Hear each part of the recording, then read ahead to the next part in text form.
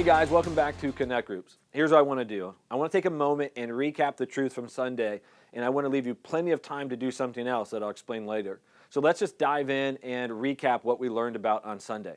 So this past Sunday, again, we continued in the theme of worship. And what we looked at is this powerful but yet shocking truth that worshiping in the face of adversity is absolutely an illogical response. And I know when we hear that, that sounds so weird because it almost sounds like we're saying worship is a bad thing. Not at all. But worship is an illogical response to a physical problem. What I mean by that is in our lives, what we think is logical is to meet every physical problem with a physical solution. If I have a physical health report that's a problem, I need to respond in a physical way. If I have a negative financial report, I need to respond in a physical way. Even if I have relational tension, the response is always in a physical response. And here's what I'm not saying. I'm not saying that you should never respond in a physical way. Not at all. Oftentimes, that's exactly what God leads us to do.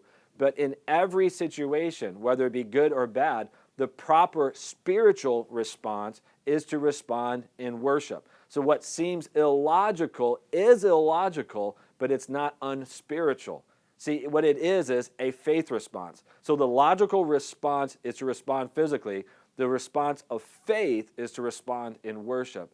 And this is what we looked at, Psalm 91, this idea that over and over, the entire psalm is talking about the person who stays in the presence of God, connected to God, lives a life of protection and certainty because they're inviting God into their situation. And so we looked at some specific examples with the different kings in the nation of Israel and how God told them in the face of tremendous adversity, overwhelming odds, God told them to trust in Him so that He would respond and move in a spiritual way and a physical way. So what they did is they responded in the spiritual, God became physical and moved in their situation. And this is what He's calling all of us to do. Whenever we have a problem, we think we have to respond physically, but God is trying to teach us that the first response should be one of worship and prayer and inviting God to step in and do the supernatural in our lives. So that's exactly what I'm going to ask you to do in your group. Many of you are going through difficult things. So here's what I want. I would love for your leaders to put on some worship music, put on some maybe instrumental music. Just give you some space and some time to reflect on what you're going through. And then I would ask you to spend some time celebrating who God is. Remember how He's been faithful. Remember what He's done for you. Tell Him how thankful you are for that.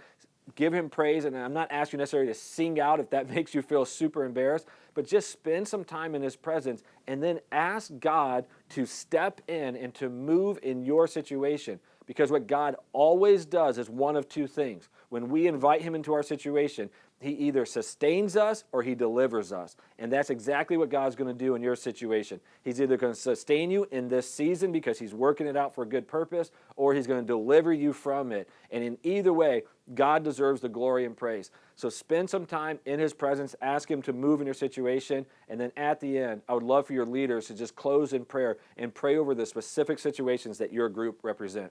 All of you, I'm praying for you. I'm proud of you. I love you. And I can't wait to hear how God is moving in your groups.